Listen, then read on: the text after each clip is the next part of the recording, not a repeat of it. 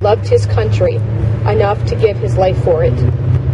Former British Prime Minister Benjamin Disraeli said, "The legacy of a hero is in the memory of a great name and the inheritance of a great example."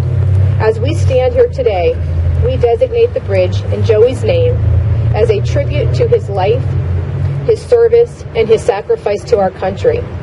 May this bridge stand as an accolade to Sergeant Garrison, as well as a constant reminder to all of us that freedom isn't free. May we remember those that fight each day for our freedom, that we may live our lives without fear or oppression. May God bless each of the men and women fighting for our country, and may God bless Joey's life and his sacrifice. I would now like to welcome Jimmy Swogger back to the podium to share a few words about Joey.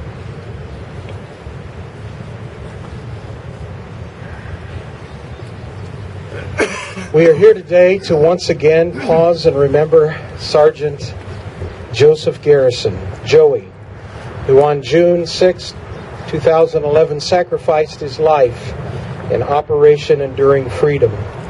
Joey served honorably in our military service of our nation.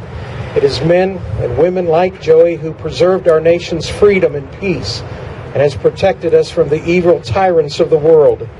Today we have come to physically leave a monument to say that we are proud of his valor and his courage, and we are humbled by his devotion to freedom. Truly, as President Lincoln called his last full measure of devotion.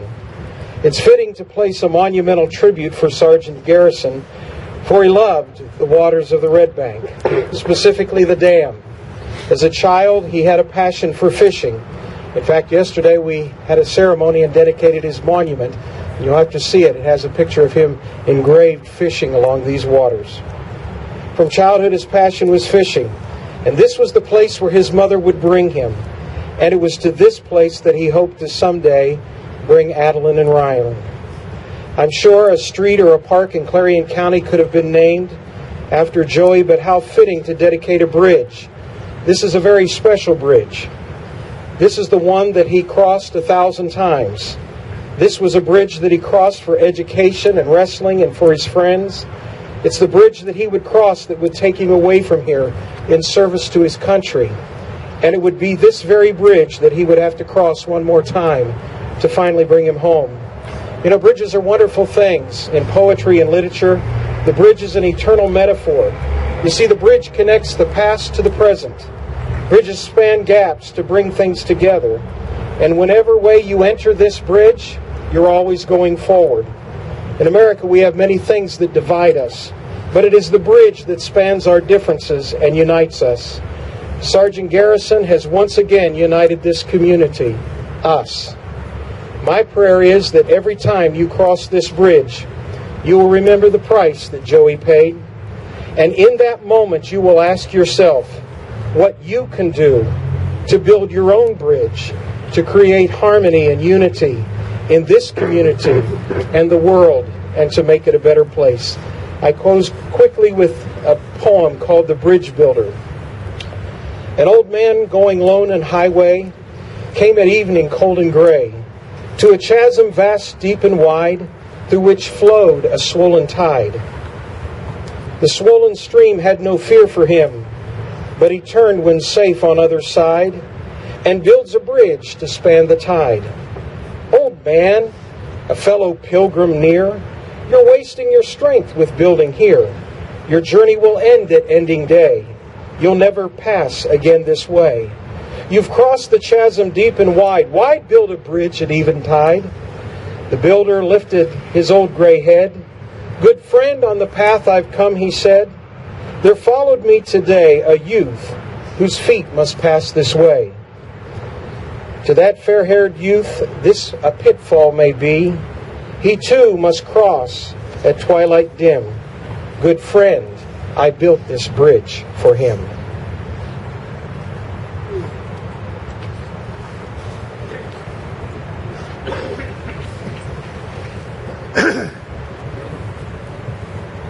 Ladies and gentlemen, my name is Captain Adam Sacchetti. I was Sergeant Garrison's company commander last year. I was in the command of Fox Company, 2nd Battalion, 8th Marines. I'm coming here today to speak with you partially because I was asked to, but more because I asked to come up here. And the reason I say that is because, as his commander, I have a few things to say and a few things to tell you about him that you might not know about him. Now, obviously, we all know that he sacrificed his life for this country, and by that alone, that makes him a hero. But what's really important, and it's important for myself and some other men from Fox Company that are up here today, is to really relay the committed over there and the heroic and selfless acts that he did on a daily basis and the influence that he's going to carry on in the Marine Corps for years to come. He was not a common man by any stretch of the imagination.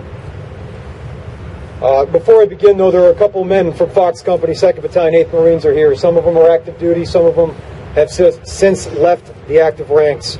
Lance Corporal Martin, Lance Corporal Orcutt, Lance Corporal Roxby, and Lance Corporal Scott. We also have Corporal Martin and Corporal Hassinger over here. Many of these men are combat wounded.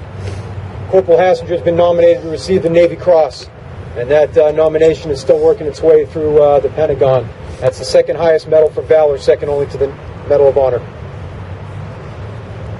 Just to give everybody a background, I know maybe some people have heard stories. I know the family probably knows more about the lifestyle and the way that he operated and basically what Fox 28 went through last summer. But just to give everybody a quick background of what it was like over there, we were in an area called Crazy City, or Crazy City is the way we called it. Badula Gulf. It is an area just north of the city of Marja in the Helmand province in Afghanistan.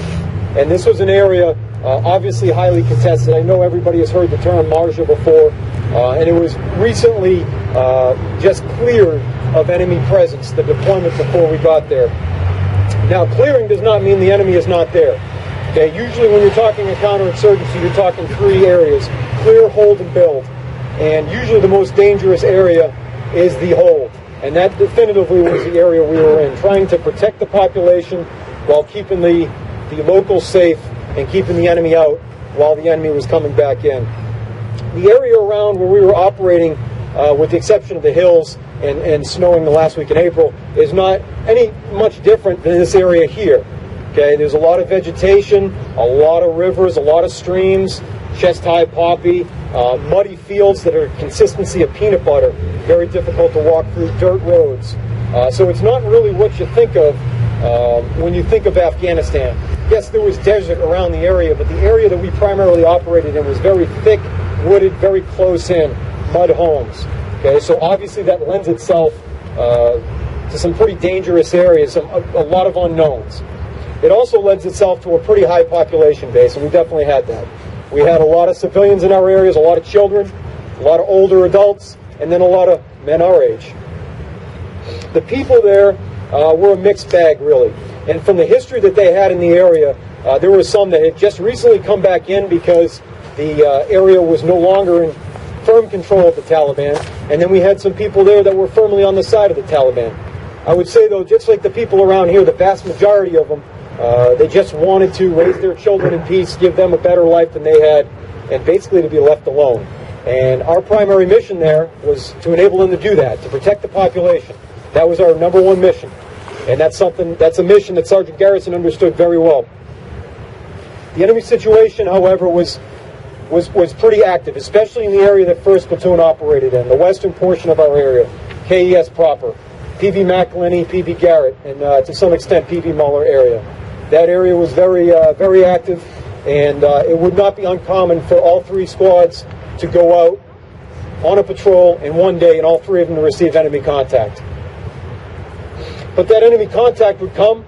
15 minutes later, it would be required upon these Marines to go out, be firm and fair, put a smile on your face, help build a school, open a road, protect the population. And that's something that, if you could put yourself into these men's shoes and be locked into mortal combat, fighting for your life for 1 minute, and the next minute you're asked to take a 10-year-old child and escort him across the street or speak with a village elder about the security in his area, it takes a unique man to do that. And it takes a very unique man to lead a squad of 15 Marines day in, day out doing that. And that's something Sergeant Garrison did. The basic way we operated was distributed operations. Fox Company had roughly 220 men in it. But those 220 men were split up around 7 PBs, around an area about the size of an American county. You think about a county-sized area. So it was a pretty large area, and we probably had about 15,000 people in that area. Okay, so that's why it was so imperative for a commander like me to rely upon a squad leader, a sergeant, to lead 15 men, basically alone and unafraid, out on their own. And that's what Sergeant Garrison did. When we first got into the area there, we put him in charge of Patrol Base Garrett. Now, Patrol Base Garrett was off on its own, and it was in a very contested area just to the west of the Cochran village. Now, this area here had high enemy activity, and the position was put in there specifically to guard a local village that had a potential of turning to our side. Now, we put Sergeant Garrison there as the senior man, the number one guy. He's the only guy there. There wasn't anybody else. Him and his 15 men. And they, for the first few months of deployment, I'm going to be reading some acts of the citation here. For the first few months of deployment, they saw some heavy action here. When I first met Sergeant Garrison, I didn't really know what to think. I had joined the company a couple of days before we went up to AP Hill to do a training evolution. And obviously, you know, for those that don't know, when we're about to go to Afghanistan, there's a lot of training that goes on. And we usually go to a local base for about a month, and then we'll go to 29 pounds for about a month and a half, then we'll go. So every time we get to go there, it's pretty important we get our work done. Well, basically the first major training event we had was a company attack onto this mock village, this mock Afghan village that was held by the Taliban. And it was a complete disaster. I mean, it was just like Marines were running everywhere. Nobody knows where they were going. You know, they're laughing over there because they lived through it, but it was bad. And I was like, all right, we're going to have to redo this. So I bring the lieutenants over, I bring the staff and COs over. Okay, we're going to have to redo this. And as we're walking back to figure out what we're going to do, I hear this voice over at the corner. It's like, hey, sir, I can tell you what you're doing wrong. And I was like, okay. I said, now why don't you come up here and tell me what I'm doing wrong here? He's like, you didn't put my guys in the front. If you put us in the front, this would be no problem. Piece of cake. All right. Who's this guy over here? Right. All right, we'll put him in the front. So we put them in the front, and it went a little bit better. You know, not the best, but, you know, all joking aside, the thing that stuck with me is his desire to be out in the front, to be the lead, to be the main effort, to be the guy that we can rely on. You know, he liked that response. He didn't just like it, he sought it. I mean, he thrived on that responsibility. And that's something that is not common. Even in the Marine Corps, a group of meat eaters, okay, there were grizzly bears amongst bears, and he was one of them. Okay, so that is something that I think y'all need to understand. This man, he took the lead. It wasn't just lip service when we said fighter, leader, mentor. How many nights did I see at 29 pounds or in Afghanistan when I was staying in his PB, him pulling his men aside in a school circle? Yeah, sometimes we'd be talking about, you know, silly stuff that one time in high school, but other times we'd be talking about real life stuff. Hey, I'm having problems with my spouse at home, or hey, my kid's sick, or hey, my grandfather's dying, or hey, last time on patrol this happened. Did I make the right decision? My friend got hurt. Okay, and it takes more than just a squad leader to do that. Okay, it takes a leader of men, a leader of Marines to do that, and that is something consistently every day I saw him doing. Okay, and he didn't just play lip service. Fighter, leader, mentor. He was always self-confident. He always let you know that he was self-confident, but he was always in the lead. The very first patrol that we did in the 1st Platoon AO, I think it was even before the main body got in, the ADVON, the advanced party, we went over there. And we put the squad leaders in their positions so they get familiar with the unit we were changing over with. Well, the very first patrol that I went on with Sergeant Garrison's squad, we met him at PD Garrett, and we were going to go for a couple hours, walk around the area, and he was going to familiarize myself, the company first sergeant, with the area. Well, the thing that I noticed was he was the very first man, the point man. He had the metal detector. He was sweeping for the IEDs, okay? And the IEDs, you can tell by the Marines up here wearing Purple Hearts, are everywhere over there, okay? But he was the first man. I said, hey, you know, you're the squad leader. Why are you leading? You know, why are you the number one guy? You should be back here controlling your squad, you know, putting them out there. He said, sir, my Marines are new Marines. This is the first time they've been in combat. I've been over here 4 or 5 times. Now, this is my responsibility to teach them how to do it. I'm not going to be doing this forever. But for the first couple patrols, this is what I'm going to be doing. I'm going to show them the way to do it. And sure enough, we're walking through. We hit a danger area. He's up there, he sweeps, and then he calls 2 or 3 guys, come over here, watch what I'm doing. This is how you do it. This is how you mark the lane. This is how you sweep through. Okay? And that really, I'm standing there, I'm like, man, that's a very mature thing to do, because it's easy to train a guy, it's easy to put him out there, it's easy just to do it yourself. But to really take the time and mentor the junior Marines, to be so concerned about their well-being and to focus on the mission that you're able to go out there and do that yourself and train them, that is something special. One thing that really struck me about his dedication to the Marine Corps and his Marines was during actual memorial service. We had a pretty rough month in March of 2011. We lost 2 men from 3rd Platoon, which was on the other side of the AO, in the course of about 8 or 9 days. We lost Corporal Ian Muller, and we lost Staff Sergeant Jimmy Malachowski. And it just turned out that we were planning a memorial service for Muller at the patrol base, and unfortunately a couple days before that, Staff Sergeant was killed. So we had a memorial for both of them at the same time. Well, there was no talking Sergeant Garrison out of it. He was making the 3-hour patrol from PB McElhinney over there to PB Beatley to go to this memorial service, you know. And I said, okay, well, he's coming, he's coming. So we made our trip down there. We met him there. And for whatever reason, I can't really explain it, but the thing that really struck me is when I walked in to Patrol Base Beatley, I think he had beat me there by about maybe a minute or two. And some of these guys can attest to this. They're standing there, and they're covered in water, mud. I mean, they just did a 3-hour patrol, and you have to go through. We used to say better muddy boots than bloody boots, because you go through the most difficult portion, so you would avoid an area where the enemy would likely put an item. Well, he's standing there with his squad, and they're stripping off their filthy, disgusting, muddy uniforms, and they're putting on clean, you know, drill field quality camis. And just that symbolism of taking the time, risking your life just to go pay your respects to your fallen brothers. And I looked at him when I walked in, and he just like nodded at me, and I nodded at him. And I don't know, it just that really struck me as a special thing there that he did. I'm going to read 2 portions of his award summary of action. Now, a lot of you know, obviously, he was a highly decorated man. Numerous campaign medals, combat action ribbons, obviously awarded the Purple Heart. You may not know, however, he was specifically cited for valor in combat. He was given the Navy Marine Corps Commendation Medal with Combat Valor device for his actions in combat. And I'm going to read a couple of citations from that summary of action. Some of the things I've told you about the environment and the enemy situation and the locals. Put yourself in this man's shoes. Not only out there doing it, but you're the one that's in charge. You're the one that's leading these men. On 5 February 2011, while on a dismounted partnered security patrol, Sergeant Garrison's squad came under accurate, heavy enemy small arms fire. Without hesitation, Sergeant Garrison maneuvered his Marines into a covered position, gained positive identification, and returned fire. Once a base of fire was established, he led a team towards the suspected enemy firing positions, which forced the enemy to withdraw. As he directed his squad to search the compounds in the vicinity of the suspected firing positions, his Marines again came under accurate, heavy, small arms fire from secondary firing positions. Through timely and accurate reporting, Sergeant Garrison was able to describe the suspected firing point and the physical characteristics of the enemy to the Battalion Combat Operations Center, who then located the enemy on their targeting systems. His squad aggressively pursued the enemy fighters while the battalion's Fort Air Controller controlled 2 Hellfire strikes against the enemy, resulting in numerous enemy killed in action. Now, I was there in the battalion COC while this was going on. This was basically the very first big fight the battalion got into. And this was about maybe 2.5 hours of you're getting shot at for about 10 minutes. Okay, you move towards the enemy position. Maybe 5-10 minutes later, you're getting shot at again for 10 minutes. So it's constant. Your motion's going up and down, up and down.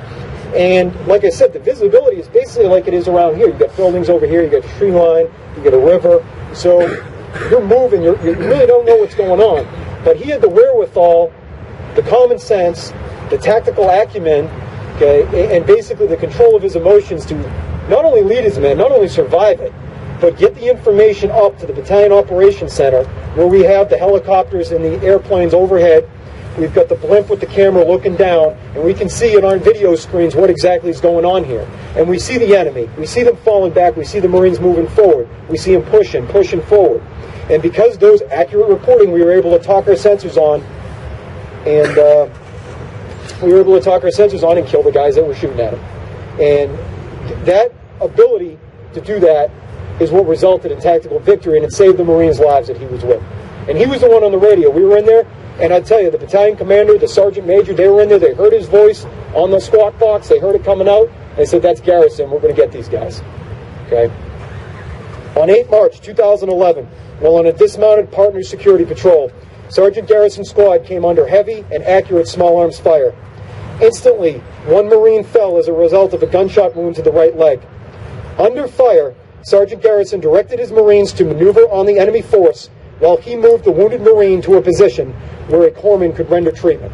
I'll say that again. Under fire, he moved the wounded Marine to a position where the corpsman rendered treatment. Aggressively, Sergeant Garrison and the squad engaged enemy forces, which resulted in their withdrawal. Sergeant Garrison transmitted a medevac request to the company COC and directed his Marines to set a cordon and sweep the area for an LZ. Once the medevac was complete, he moved his squad to search the suspected enemy fighting positions, and again the squad came under heavy and accurate small arms fire from a secondary firing position. Through instant fire and movement and direct, bold leadership on his behalf, his actions forced the enemy to withdraw a second time, and his squad returned to base with no further incident. Okay? Risked his life under fire, moved a wounded Marine into a position where the corpsman could render treatment. For those of you, and I know there's a lot of you out there that have lived this, but the most empty, shallow feeling you can have is one of your boys is hurt, and there's nothing you can do about it. Well, there's no such thing to Sergeant Garrison as something he can't do about it. He went out there under fire, dragged that wounded Marine to safety, and saved his life. Not only that, but after that, he had the wherewithal to get on the radio, which at most points, to a captain, to a sergeant, that radio is the most important weapon that you have. And he was able to call for help and a life flight to come out there and medevac that Marine where he could get help. He was the senior man on the deck. He's the one that made it work. If he shut down, the squad may shut down, and he did not let that happen. A man like that, a man like Sergeant Garrison, I think you can start to realize what he meant to us, what he meant to our unit.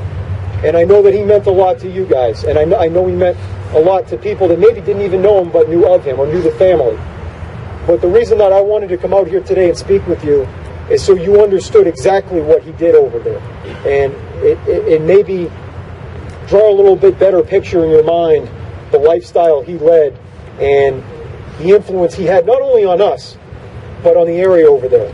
While we were over in the KES Padula Gulf area, we had over 250 direct arms fire attacks and probably over 40 IED detonations. Okay, every day, and these guys can attest to it, despite the platoon, 2nd platoon, 3rd platoon, 1st platoon, every day the company probably had 2 or 3 hour-long engagements. Okay, maybe not an hour in duration, but 5 minutes on, 5 minutes off. We probably dropped from the aircraft or fired artillery every other day. It was a bad place. Okay, this month, today, they have not had a direct fire engagement there in 4 months. 4 months, they haven't had enemy action in this area. We've built schools, we've opened roads, we've opened markets, and we've been able to improve the security to a point where American forces can leave and the Afghan security forces can come in and take over the security. And this was a direct result of actions of men like Sergeant Garrison. And if you don't think that the children, 5, 6 years old now, are not going to grow up and remember that sacrifice and remember that he gave them an opportunity for a better life, think again, because they most certainly will. The way that he acted and his actions over there are not an accident, though, and I understand that. It comes from the way that he was raised by the people that raised him and the town that raised him. So on behalf of Fox Company, 2nd Battalion, 8th Marines, I want to thank you for that as well. I know that Sergeant Garrison would do this himself if he was here, but right now I'm going to read off the names of the men from 2nd Battalion, 8th Marines that were killed last year on our deployment to Afghanistan. Corporal Jonathan Taylor was killed in action on the 22nd of February. Corporal Ian Muller was killed in action on the 11th of March. Corporal Christopher Steele Mice was killed in action on the 17th of March. Staff Sergeant Jimmy Malachowski was killed in action on the 20th of March. Corporal Matthew Richard was killed in action on the 9th of June. Sergeant Marlon Myrie was killed in action on the 25th of June. Corporal Kyle Schneider was killed in action on the 30th of June. And of course, as we all know, Sergeant Joseph Garrison killed in action on the 6th of June. Sergeant Garrison's controlled aggression and knowledge of enemy's tactics were directly responsible for the continued success of Company F. His performance under extremely kinetic conditions far exceeds that of others of comparable training and experience. Sergeant Garrison continually demonstrated an overwhelming willingness and ability to develop in new directions while constantly achieving quality results. He heroically gave his life for his country, protecting the Marines and his squad. One final thing I'll say before I conclude here is the things that I tell the Marines in a situation where we're remembering our friends. And that is, there's two things we're going to do for Sergeant G. And obviously one of them goes without saying. We're going to remember him forever. And that for some of us, that's going to be pretty easy. We're going to think about him every day. We're going to remember him every day. But another thing we're going to do for them is maybe a little bit more difficult. And that's something that's really going to take, it's going to take some effort on our behalf. And it's something that I know that if he was standing here today, he would demand of us. And that's for us to live our lives for them. And that's for us to earn and cherish the freedoms that he gave us and men like him gave us. And for us to not worry about the little things and to cherish the important times we have with each other. Because that's really what we are fighting for over there. And that's something that I think not all the time we appreciate. But on a day like today, I think we need to remind ourselves, not only do we need to remember them, but we need to live our lives for them. Thank you very much.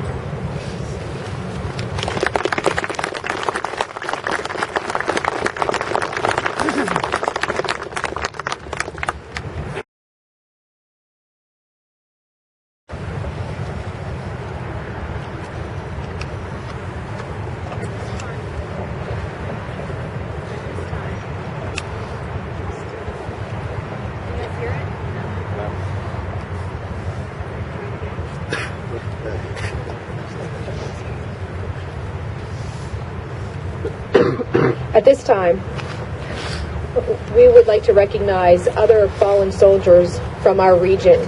And when I say your son's name, would you please step As a day of remembrance and reverence to a fallen hero. May the memory of Sergeant Joseph M. Garrison be an example of a young man doing what he had to do when it needed to be done, regardless of the consequences.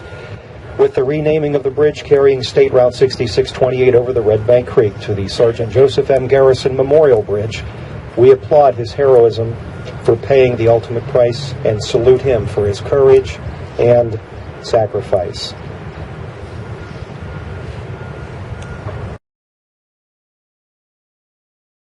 While serving in the United States Marine Corps in Helmand Province, Afghanistan.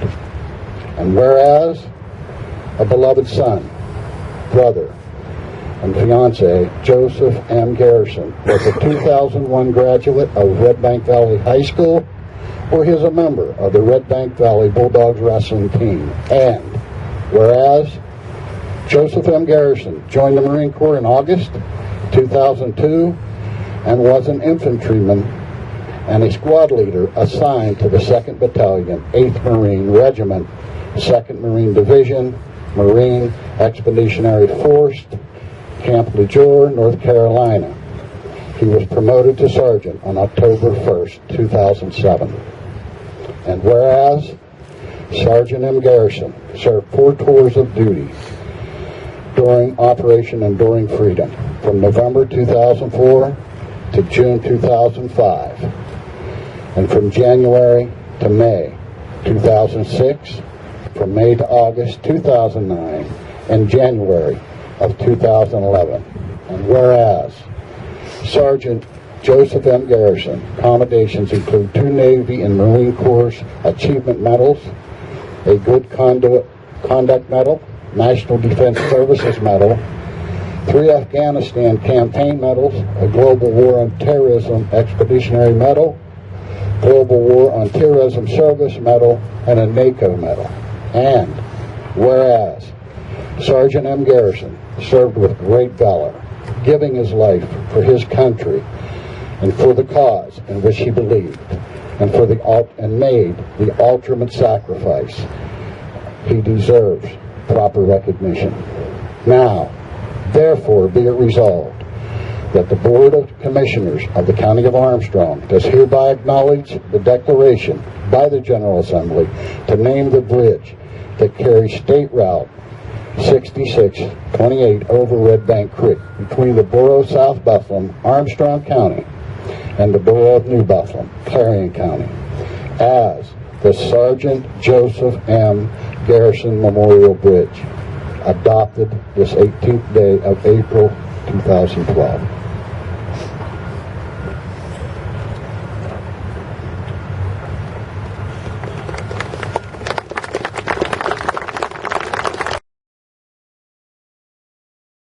And I had to start all over with just my son and my wife.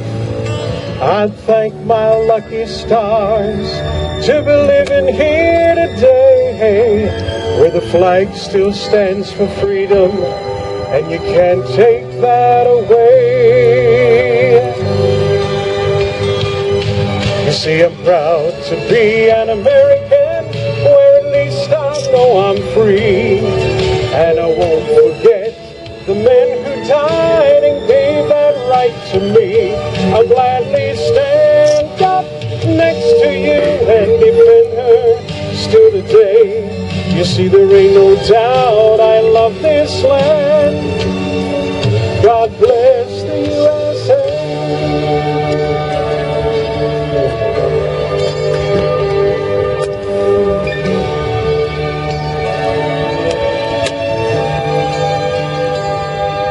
From the lakes of Minnesota, across the gentle hills of Tennessee, that great big plain of Texas, from sea to shining sea, from Detroit down to Houston, from New York to LA, there's a pride in every American's heart. It's time we stand and say, I'm proud to be an American, where at least I know I'm free, and I won't forget the men who died and gave that right to me, and I'll gladly stand up next to you and defend her still today. You see, there ain't no doubt I love this land. God bless the USA.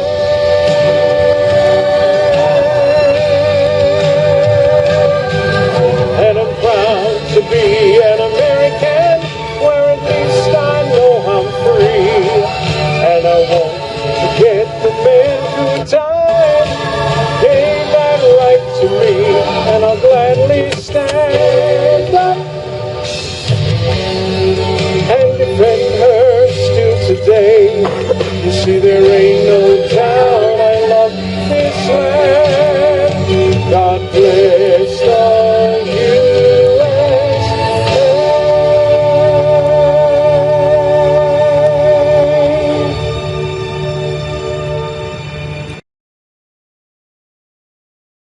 Love, stand beside her and guide her through the night with the light from above, from the mountains, through the prairies to the ocean, white with foam. God bless America, my home, sweet home. One more time. For God bless America, land that I love. Stand beside her and guide her through the night with the light from above, from the mountains through the prayer. What a special day this is. We would like to thank all of you for being here today and say thank you to each and every one of you who either donated to his memorial fund or purchased a raffle ticket. As I look around, It's easy to see how important he was to so many of us. It's easy to see how many lives he had touched in his short time here. He had one of the most kind and forgiving hearts that I have ever seen. It doesn't matter if he was related to us by blood or not, because when he touched our hearts, in that time, he became our family. That's why it is so special to have this monument here for Joey. We know our neighbors, we help each other, and support each other in times of need. Joey exemplified that time after time as he grew up in Distant. His hard work ethics, willingness to help, and his desire for structure and loyalty were a perfect fit for his decision to join the Marines. He excelled, as we knew he would, and he made us all proud. He gave everything he possibly could for his job and for his country.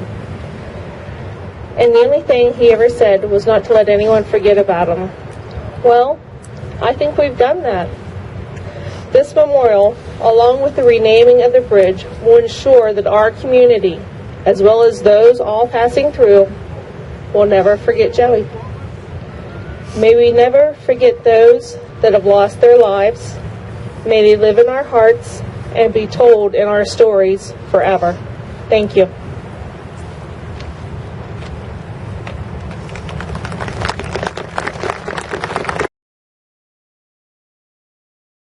For coming. On the back of your program, there are many that we would have thanked, but many more that we were not able to fit on there. So just a couple of people that I wanted to mention. Thank you to Stacy Delp and Sharon Huth. Thank you to the Boy Scouts who cleaned up the park.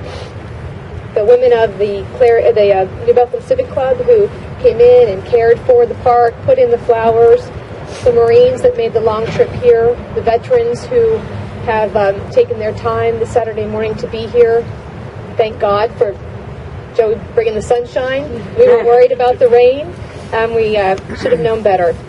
We have many elected officials who took the time today because they knew this was a special time. Joe Fadden and his wife, staff for Congressman G.T. Thompson are here. We have the district attorney, the sheriff, the DJ, many more that I'm certain that I will forget. So I'm not going to list any more, but please know that you are recognized.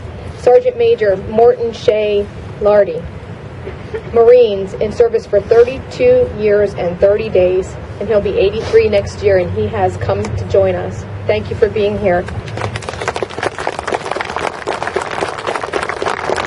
And thank all of you. I appreciate your time. I appreciate you coming out, and I thank you for allowing us the honor to do this. We will retire the colors now.